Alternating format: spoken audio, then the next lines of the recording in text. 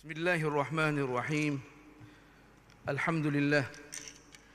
Wassalatu wassalamu ala Rasulillah Sayyidina Muhammad An-Nabiyil Karim wa ala alihi wa sahbihi ajma'in. Amma ba'du, fa inna asdaqal hadithi kitabullah wa khairal hadi hadi Muhammadin sallallahu alaihi wa alihi wa sallam. وشر الأمور محدثاتها وكل محدثة بدعة وكل بدعة ضلالة وكل ضلالة في النار أو كما قال صلى الله عليه وآله وسلم. Tuan-tuan, puan-puan yang berbahagia, Assalamualaikum warahmatullahi ta'ala wabarakatuh.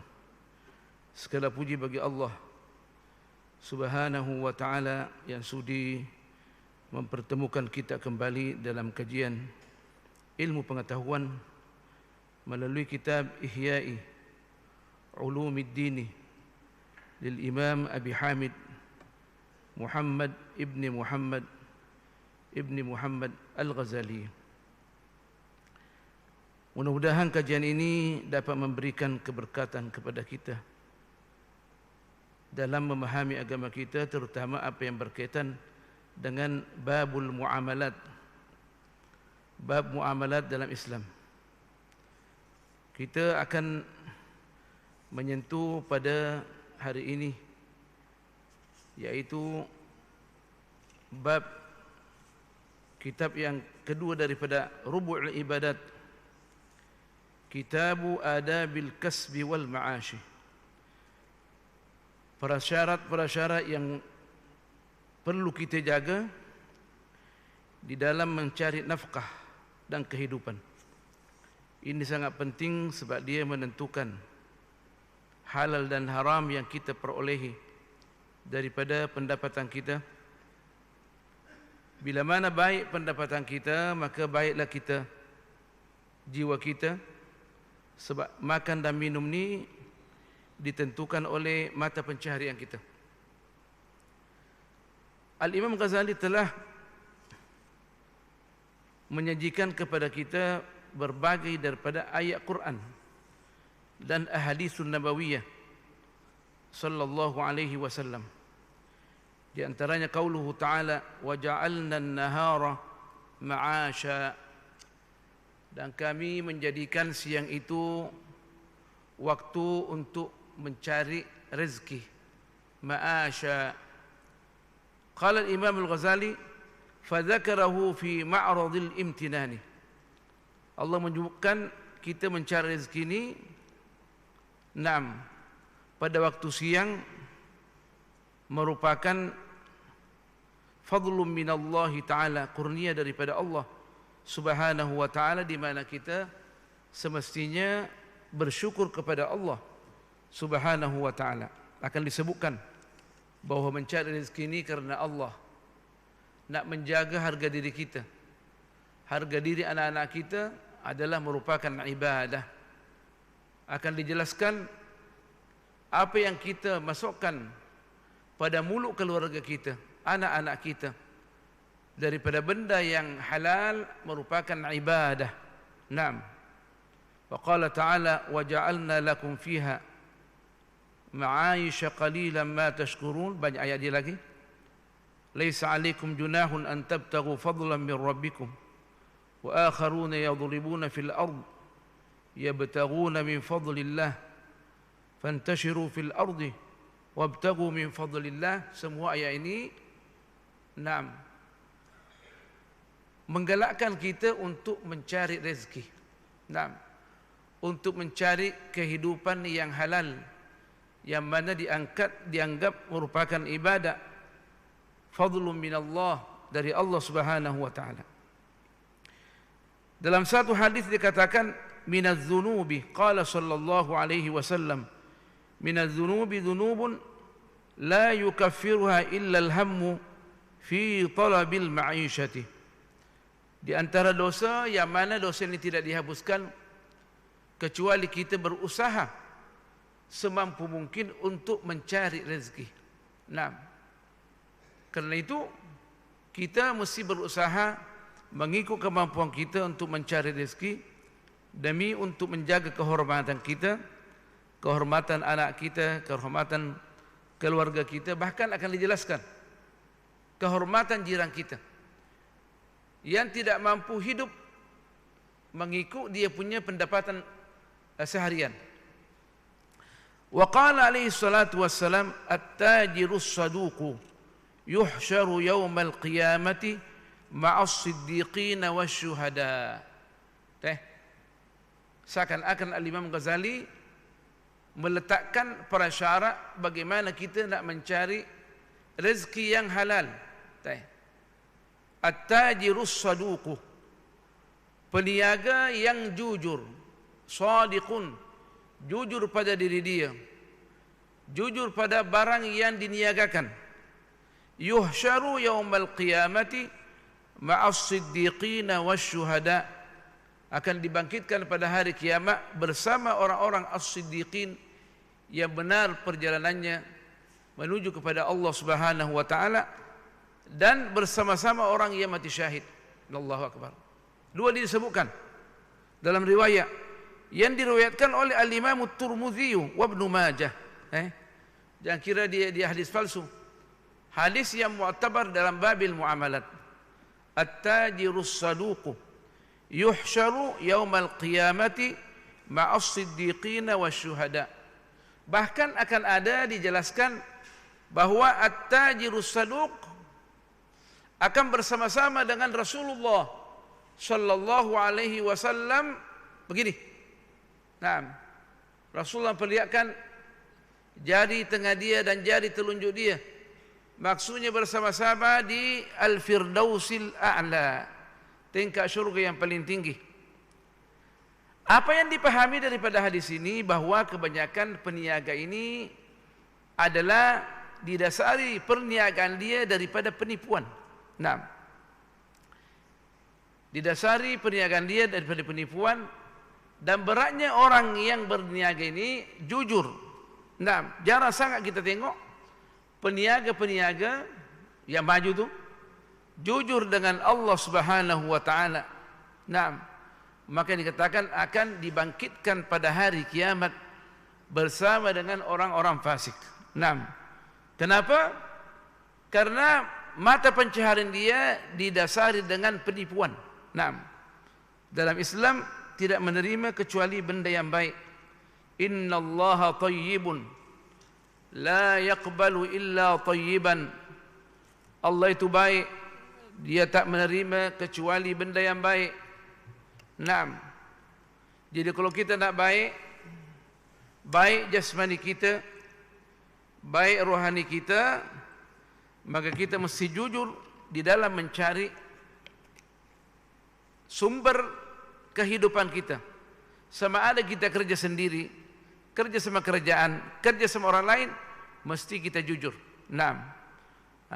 Kerja sama kerajaan mesti kita jujur dengan waktu, jujur amanah dengan pekerjaan kita.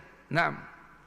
Tapi nanti akan dijelaskan bahwa pintu rezeki yang paling luas adalah kita membuka perniagaan. Apalagi sekarang ni tanda-tanda hari kiamat, pintu-pintu mencari rezeki tambah diluaskan melalui online. Allahu Akbar. Selama kita menjaga prasyarat perniagaan, Allah akan memberkati pendapatan kita, dan ini sangat berbahaya. Nanti kita akan jelaskan secara meluas. Dan Rasulullah sallallahu alaihi wasallam pernah bersabda, "Man talaba ad-dunya halalan."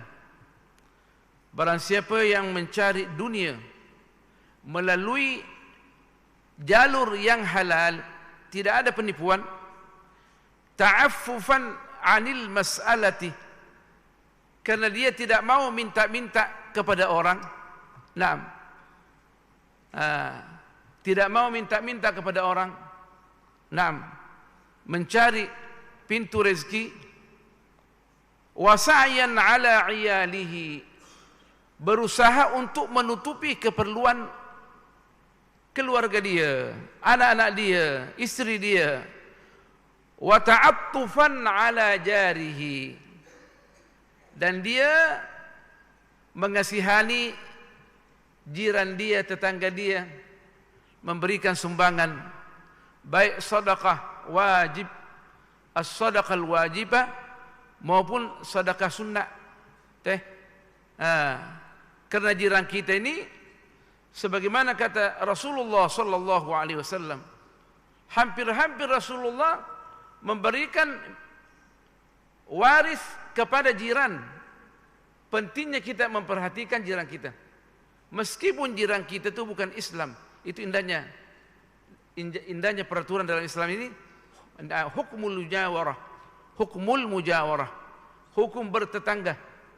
Bila mana tetangga kita muslim, maka dia mempunyai dua hak. Dia sebagai tetangga, dia sebagai muslim, dan dia sebagai tetangga kita dua. Nah, yang bukan Islam adalah satu, karena dia tetangga kita. Allah Subhanahu wa taala menghendaki dari kita untuk memperlihatkan akhlak yang baik terhadap jiran. Untuk apa? Untuk menandakan bahwa indahnya Islam dalam bab muamalah, dan ini merupakan bahagian daripada berdakwah di jalan Allah Subhanahu wa taala. Sebab kita ini adalah ummatud dakwah. Umat Rasulullah SAW ada dua. Ummatul ijabah, umat yang menerima dakwah Rasulullah sallallahu alaihi wasallam, dan ummatu ad-dakwah, dan umat yang mesti kita dakwah. Kita umat yang ijabah, tanggungan kita, tanggung jawab kita untuk berdakwah kepada orang yang belum Islam dengan memperlihatkan akhlak-akhlak yang mulia. Tapi sayangnya sebagian umat Islam tidak mengetahui akhlak-akhlak yang perlu dijaga dalam Islam, terutama dalam bidang perniagaan. Naam. Ini disebutkan Rasulullah SAW, man talaba dunya halalan. Naam. Barang siapa mencari dunia melalui jalur yang halal, ta'affufan 'anil mas'alati, supaya dia juga menjauhkan diri meminta-minta. Wasa'yan, yang ketiga, wasa'yan 'ala iyalihi, dan berusaha untuk menutupi keperluan keluarga dia. Wa ta'attufan 'ala jarihi. Allah. Ada tak di dalam agama yang lain? Wa ta'attufan 'ala jarihi. Kita pula tetangga kita pula kita mesti jaga. Bukan diri kita saja, tetangga kita. Indahnya Islam. Kalau demikian, laqiyallaha azza wa jal. Dia mencari dunia melalui jalur yang halal, menjaga kehormatan diri dia supaya jangan minta-minta, berusaha untuk menutupi keperluan keluarga dia, dan jiran dia akan berjumpa dengan Allah Subhanahu wa ta'ala. Wajah dia sama dengan bulan purnama, Allah bercahaya. Maksudnya mendapat keridhaan dari Allah Subhanahu wa ta'ala. Sama ada dia sudah memenuhi 4 syarat ini atau tidak memenuhi, yang penting berusaha. Di dalam Islam kita hanya disuruh berusaha untuk mencari rezeki yang halal, nak menjaga kehormatan kita, nak menutupi keperluan keluarga kita, dan juga untuk menjaga kehormatan jiran kita. InsyaAllah, kalau demikian, Allah akan merealisasikan apa yang kita minta di dunia ini. Naam. Sebab Allah Subhanahu wa ta'ala hendak melihat kepada kita sejauh mana kita nak berusaha di dalam kehidupan ini. Naam. Dan Rasulullah sallallahu alaihi wasallam dikatakan pernah sekali Rasulullah sallam duduk bersama sahabatnya. Naam. Maka dia melihat seorang lelaki yang punya anak muda yang kuat. Naam. Dzi jaladin wa quwwatin wa qad bakkara yas'a. Pagi-pagi sangat dia keluar bekerja mencari nafkah, untuk kehidupan dia, maka sebagian sahabat mengatakan, waiha hada, celakalah pemuda ini. Alangkah baiknya kalau seandainya kekuatan dia itu digunakan di dalam berjihad di jalan Allah Subhanahu wa taala. Kata Rasulullah sallallahu alaihi wasallam, la taqulu hadza, jangan berkata demikian, fa innahu in kana yas'a ala nafsihi liyakuffaha anil mas'alati wa yughniha 'anil nas fa huwa fi sabilillah. Kalau seandainya pemuda itu dia berusaha mencari nafkah demi untuk menjaga kehormatan dia dan supaya dia tidak meminta-minta kepada orang, maka usaha dia itu dianggap fi sabilillah. Maksudnya apa? Maksudnya bila mana dia mati dalam keadaan redha Allah, redha kepada dia, saya dianggap fi sabilillah, berarti dia mati syahid. Allahu Akbar. Jadi bila mana kita berusaha untuk menjaga kehormatan kita, mencari nafkah, menjaga kehormatan kita, supaya kita tidak minta-minta, mengikut perspektif Islam, kalau kita mati dalam keadaan mati syahid. Kita sudah banyak jelaskan bahwa mati syahid ini bukan saja kita mati dalam peperangan.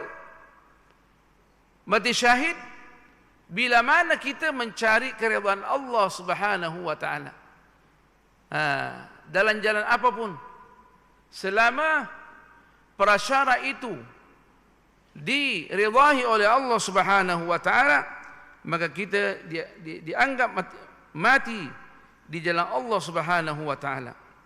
Naam. Wa in kana yas'a ala abawaini dha'ifaini aw dhurriyyatin dha'afin liyughniyahum wa yakfiyahum fahuwa fi sabilillah. Bila mana dia mencari rezeki karena untuk menutupi keperluan kedua orang tua dia yang memerlukan dalam keadaan lemah, dan begitu juga zuriyah dia, maka dianggap fi sabilillah. Bahkan double bila mana kita memperhatikan orang tua kita, menutupi keperluan orang tua kita dan zuriat kita, maka itu adalah fi sabilillah. Maksudnya kalau mati dalam keadaan mati syahid. Wa in kana yas'a tafakhuran wa takathuran, bila mana dia mencari rezeki nak berbangga-bangga, nak memperlihatkan harta dia, kereta dia, tanah dia, apa saja, nak dikatakan dia adalah milioner, fahuwa fi sabilis syaitan, kata Rasulullah sallallahu alaihi wasallam, maka dia berada pada jalan yang tidak diridhai oleh Allah Subhanahu wa taala, jalan yang dilalui oleh syaitan. Hadis ini diriwayatkan oleh Al-Imam At-Tabarani dalam Al-Mu'jamil Kabir wal Baihaqi dalam As-Sunanul Kubra. Jadi dasar pemikiran ada. Bukan hadis palsu. Wa qala sallallahu alaihi wasallam, inna Allah ta'ala yuhibbul 'abda yattakhidu al-mihnata yastaghni biha 'anil nas. Allah menyayangi seorang hamba bila mana dia punya pekerjaan tertentu, dijadikan pekerjaan itu supaya dia menjaga kehormatan dia, supaya tidak meminta-minta kepada orang lain. Wa yabghadul 'abda yata'allamul 'ilma yattakhiduhu mihnatan, dan dia memurkai seorang hamba, dijadikan mencari ilmu itu sebagai wasilah untuk kehidupan dia. La ilaha illallah. Coba tengok, hamba yang mempunyai pekerjaan khas, sama dia tukang kebun ke, tukang kayu ke, untuk menjaga kehormatan dia, maka Allah mencintai dia. Di dalam ilmu tasawuf, tingkatan maqamul mahabbah adalah maqam yang paling tinggi. Maksudnya dia sungguh-sungguh diridhai oleh Allah Subhanahu wa taala. Di dalam satu riwayat, inna Allah taala al-mu'min al-muhtarif. Sesungguhnya Allah Subhanahu wa taala menyayangi seorang hamba yang beriman yang mana punya pekerjaan yang tertentu. Al-muhtarif ini adalah mengikut perkembangan bahasa waktu dikeluarkan hadis ini adalah orang yang mempunyai pekerjaan yang tertentu, seperti dia orang tu dia pandai mencari karena dia boleh menukang, sama ada dia mencari ikan ke atau apakah, selama dia mencari keridhaan Allah Subhanahu wa taala, dia merupakan hamba yang disayangi oleh Allah Subhanahu wa taala, disayangi oleh Rasulullah sallallahu alaihi wasallam. Dalam satu hadis lagi dikatakan, ahallu ma akala ar-rajulu min kasbihi. Hasil pencaharian yang paling halal. Yang dimakan oleh seseorang tu bukan saja lelaki, meskipun sini sebutkan lelaki, sebab yang mencari nafkah adalah lelaki. Maka dalam Islam seringkali disebutkan lelaki. Karena perempuan ini dalam tanggungjawab kita. Yang paling halal, ahallu ma akala ar-rajulu min kasbihi. Rezeki yang paling halal yang dimakan oleh seseorang itu adalah daripada usaha tangan dia sendiri. Usaha tangan dia bukan melalui penipuan. Wa kulli bay'in mabrurin.